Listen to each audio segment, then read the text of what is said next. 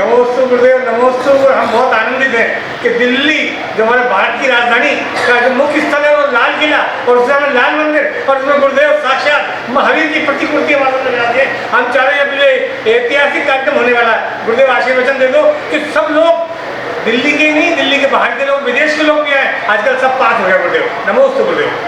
ओम नमः। महानुभाव, आज भगवान महावीर स्वामी के जन्म कल्याणक महामहोत्सव मनाने जा रहे हैं और भगवान महावीर स्वामी विश्व धरा के पहले प्रजातंत्र वैशाली के निकट कुंडग्राम, वासुकुंड, कुंडपुर, कुंडलपुर ये नाम से प्रसिद्ध है। ऐसे गणराज्य, गणतंत्र, लोकतंत्र, प्रजातंत्र की जननी वैशाली में भगवान महावीर स्वामी का जन्म हुआ। राजा सिद्धार्थ, माता त्रिशला के राजमहल में उनका जन्म हुआ और वो अत्यंत बलशाली थे। जन्म से मति ज्ञान, श्रुति ज्ञान, अवधि ज्ञान के धारी थे और वो कुमार वर्धमान अनेक नामों से पुकारे जाते हैं। वीर, अतिवीर, वर्धमान, महावीर, सन्मति और इसके अलावा सब लोग उनको प्रेम से राजकुमार को कुमार बोलते थे। और कुमार जो है वो कुमार काल में राजपाट उस समय होता नहीं था, लोकतंत्र था। उनके नाना राजा चेटक ज्ञात्रीवंशी राजकुमार वर्धमान जब बढ़ते गए, उनका नाम वर्धमान रखा। उनके जैसे जैसे बढ़ते गए वहाँ के फसल, वहाँ के धन धान्य बढ़ता गया और उस वैशाली नगरी के वर्णन बहुत सुंदर तरीके के अनेक ग्रंथों में दिए हैं। जैन ग्रंथों में, बौद्ध ग्रंथों में, इवन रामायण जैसे महान ग्रंथों में, महाभारत जैसे ग्रंथों में उस वैशाली का वर्णन है। विशाल नगरी है इसलिए वैशाली है। यह राजा विशाल के गढ़ हुआ करता था, जो भगवान महावीर स्वामी के ननिहाल, जो भगवान श्री रामचंद्र जी के वंश के पूर्वज राजा विशाल हुआ करते थे, वो उनके ननिहाल थे। उस ननिहाल से करीबन 10 किलोमीटर दूरी पे और उससे आगे करीबन 35 किलोमीटर के एरिया में कुमार वर्धमान महावीर स्वामी के जो राजमहल था, वहाँ रोजाना जहाज आके रुकते थे गंगा नदी से और उसमें रत्नों के व्यापार और तीर्थों के व्यापार, नाना प्रकार के खनिज पदार्थों के और इसके अलावा खाने पीने के सामग्रियों के वहाँ व्यापार होता था। और उस व्यापार के लिए आए हुए व्यापारी लोग रोजाना 1 लाख सोने की मुद्रा टैक्स के रूप में देते थे। और आज भी भगवान महावीर स्वामी की जन्मभूमि में कभी कभी भगवान महावीर स्वामी के वर्धमान अवस्था में, राजकुमार अवस्था में जब वो 18 साल के हो गए थे, तब प्रजाजनों ने उनको 7,777 सांसद चुने थे। उसमें से कुमार वर्धमान को भी चुन के लेके आए और कुमार वर्धमान तत्कालीन प्रजातंत्र के उस समय के विश्व के पहले प्रजातंत्र के पहले प्रधानमंत्री बने। उसका साक्ष्य के रूप में वहाँ के खुदाई में मोहर मिली है। उस पर लिखा है वैशाली नामकुंडे कुमार आमात्याधिकरण से। कुमार वर्धमान उस तत्कालीन प्रजातंत्र के प्रधानमंत्री रहे और उनके पूज्य नाना जी राजा चेटक उसके राष्ट्राध्यक्ष थे, अर्थात राष्ट्रपति थे। वहाँ का कानून भगवान महावीर स्वामी जब राजकुमार अवस्था में वो शलाका चुनाव विधि से, लकड़ी के गिट्टियों से चुनाव होते थे, उसमें वो चुन करके प्रचंड बहुमत से चुन के आए और 6 साल का एक कार्यकाल होता था, अब 5 साल का है। जो वर्तमान में प्रजातंत्र के जो संविधान है, वो संविधान में बहुभाग में वो वैशाली के प्रजातंत्र के तरह ही डॉक्टर भीमराव अंबेडकर जी ने उसको रचना की है। और भगवान बुद्ध अपने संघ के अनुशासन के लिए उस वैशाली के 7 अपरिहार्य धर्म होते थे, 7 अपरिहार्य धम्माणी, ये उस समय कहते थे। 7 ऐसे कानून थे जो अपरिहार्य थे, वो कानून लागू होते थे हर व्यक्ति के लिए, हर प्रजा के लिए।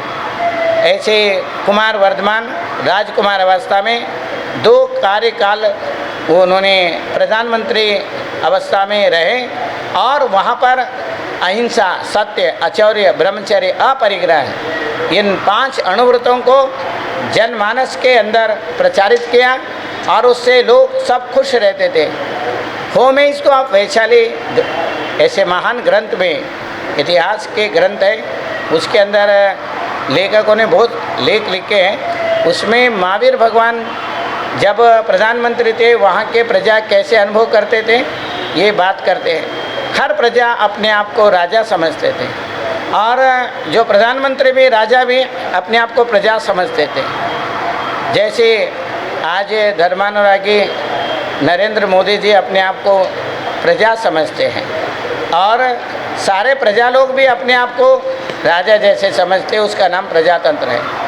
प्रजा का अर्थ आत्मा है, तंत्र का अर्थ अनुशासन है। आत्मा, आत्मा के लिए, आत्मा के द्वारा किया जाने वाला अनुशासन है। प्रजा, प्रजा के लिए, प्रजा के द्वारा किया जाने वाला अनुशासन प्रजातंत्र है। Democracy is the people, by the people, for the people, ये जैन धर्म का सार है। हर व्यक्ति, हर जीव अपने योग्यता के अनुसार, अपने कर्मों के अनुसार बड़ा होता जाता है, अपने आप को उन्नति करता है। हर जीव मात्र का कल्याण के लिए भगवान महावीर स्वामी ने प्रजातंत्र का उसका अनुशासन किया। फिर उन्होंने अपने आप को और अपना कल्याण के लिए, विश्व कल्याण के लिए उन्होंने 30 साल की उम्र में दीक्षा लिया। 12 साल के 2 कार्यकाल किया। 18 साल में जब वो प्रधानमंत्री बने थे, 30 साल की उम्र में उन्होंने अपने राजपाट, वैभव सब त्याग करके मुनि दीक्षा लिए और वो 12 साल तप किया। 12 साल राजपाट किए और 12 साल तप किया। तप करने के बाद उनको केवल ज्ञान हुआ और 72 साल की उम्र तक निरंतर संपूर्ण देश विदेश में जा कर के उन्होंने समोषण के माध्यम से अहिंसा, सत्य, आचौर्य, ब्रह्मचर्य, अपरिग्रह, आज जो जितने दिखाई दे रहे हैं ये सारे विद्याएं भगवान महावीर स्वामी ने शुरू से आए हुए भगवान ऋषभदेव से लेकर के भगवान महावीर स्वामी तक जो तीर्थंकरों ने उपदेश दिया, उसमें असी, मसी, कृषि, वाणिज्य, शिल्प, विद्या, ये सारे भगवान ऋषभदेव ने जनता को दिया था। वही भगवान वर्धमान महावीर स्वामी ने कुमार अवस्था में, अपने राजकुमार अवस्था में प्रधानमंत्री पद को सुशोभित करते हुए सब जनमानस के सुख समृद्धि के लिए, संपन्नता के लिए, धर्म के लिए, ध्यान के लिए प्रचार किया। और हम उनके जन्म कल्याणक उत्सव मना रहे हैं। जन्म जयंती और जन्म कल्याणक में अंतर है। महापुरुषों के जन्म जयंती होता है और तीर्थंकरों के जन्म कल्याणक उत्सव होता है। कल्याण का अर्थ होता है जो स्वयं के कल्याण के साथ विश्व का कल्याण करें। हम विश्व कल्याण के मंगल कामना करते हैं। ये भगवान महावीर स्वामी ने वार का, प्रतिवार का, युद्ध का उन्होंने अनुमोदना नहीं की। आस पड़ोस के राजा लोग भी इस भगवान वर्धमान महावीर स्वामी के प्रधानमंत्रित्व के समय में कोई युद्ध, कलह, लड़ाई कोई भी नहीं हुआ। शांतिपूर्ण तरीके से रहे और सब अपने अपने समृद्धि करते रहे, बढ़ोतरी करते रहे। और भगवान महावीर स्वामी ने यही कहा, जियो और जीने दो।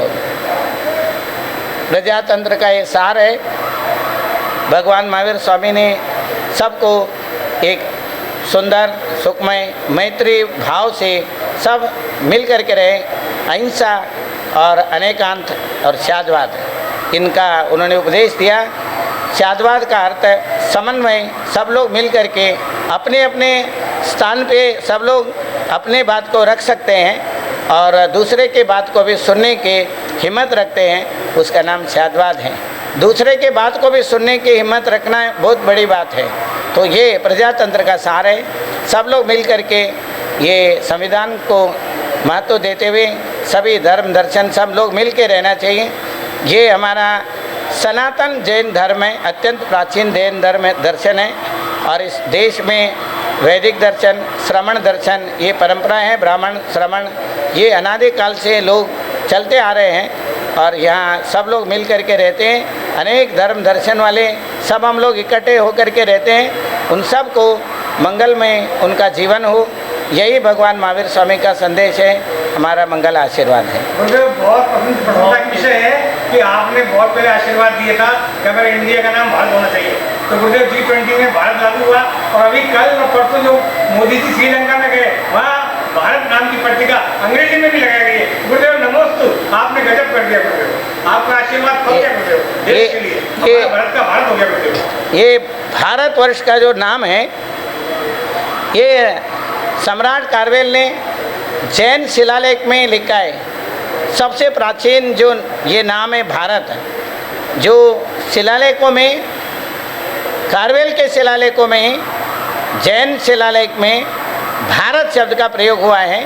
जब जवाहरलाल नेहरू के टाइम पे जब सब लोग बैठ कर के चर्चा की तब ये बात आई कि कहाँ पुराने लिखा है, तो वो वाला भारत जो लिखा हुआ है कार्वेल के शिलालेख में ब्राह्मी लिपि में लिखा है और अत्यंत प्राचीन लिपि है और उसमें ये भारत शब्द का प्रयोग आया है।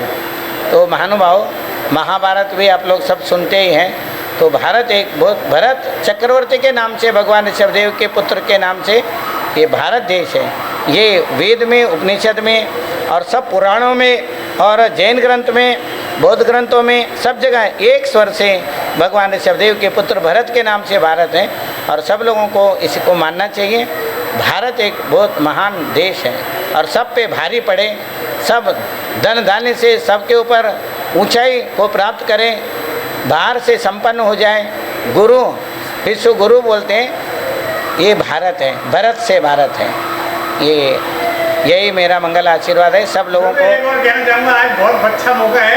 हमने देखा दिल्ली में आप विराज रहे हैं और यहाँ पर गौ रक्षा के लिए बहुत बड़ा काम यहाँ की मुख्यमंत्री ने कर दिया है और देश के प्रधानमंत्री तो कर ही रहे हैं। और दूसरा मध्य प्रदेश में गुरुदेव ने कहा जितनी भी देश में गौशाला है या जो गाय लग रहा है कि हम उनको पाल नहीं सकते, मध्य प्रदेश में भेज दीजिए। ऐसे मोहन जो गुरुदेव वहाँ पर मुख्यमंत्री है यादव जी, उन्होंने एक ऐतिहासिक काम कर दिया गुरुदेव। अगर मैं गाय की रक्षा नहीं करता तो मेरा मुख्यमंत्री लेना काम मतलब कोई काम का नहीं है। ऐसा आपका आशीर्वाद सुन के ऐसा लागू किया गुरुदेव आनंद, और आपके आशीर्वाद से भी गौशाला चल रही, मुझे पता है गुरुदेव। थोड़ा ऐसे जैन समाज गौ रक्षा के लिए कटिबद्ध है और मैं बचपन से गौ रक्षा के लिए समर्थन देता हूँ और खुद करवाता हूँ और बहुत सारे गौशालाएँ मैंने आशीर्वाद दे करके चला रखा है और वो लोग चलाते हैं, हम केवल आशीर्वाद देते हैं। गौ माता जो है वो हमारे धरती के लिए बहुत ज़रूरी है और उनके वो दूध देती है,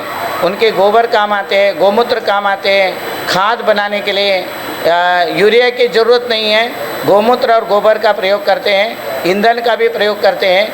वो सारे जीवन भर गौ माता माँ के तरह देती जाती हैं और उनके आवाज़ में भी माँ बोलती हैं। जब वो बोलती है गाय तो माँ जैसे आवाज़ आती है, इसलिए गौ माँ बोलते हैं महानुभाव।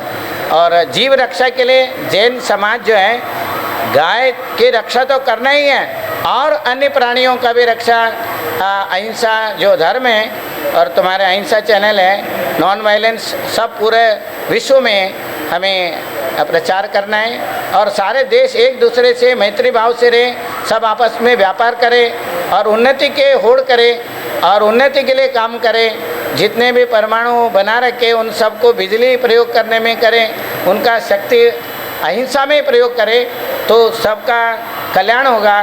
भगवान महावीर स्वामी का यही उपदेश है, स्वयं के कल्याण के साथ विश्व कल्याण हो। यही मैं आप सबको मंगल आशीर्वाद देते हैं। गुरुदेव आपके आशीर्वाद फिर एक बार बताना चाहता हूँ कि आपकी वाणी को सुनने के लिए विदेश में भी लोग आए रहते हैं। हमारे प्रधानमंत्री जी, अनेकों मुख्यमंत्री, गुरुदेव हमने अहिंसा चैनल को विश्व हलचल कर दिया, इसलिए कि जियो और जियो। गुरुदेव नमोस्तु, आपका आशीर्वाद बना रहे। नमोस्तु गुरुदेव, नमोस्तु गुरुदेव। आपने अहिंसा चैनल को सब्सक्राइब किया है, यूट्यूब को सब्सक्राइब किया है?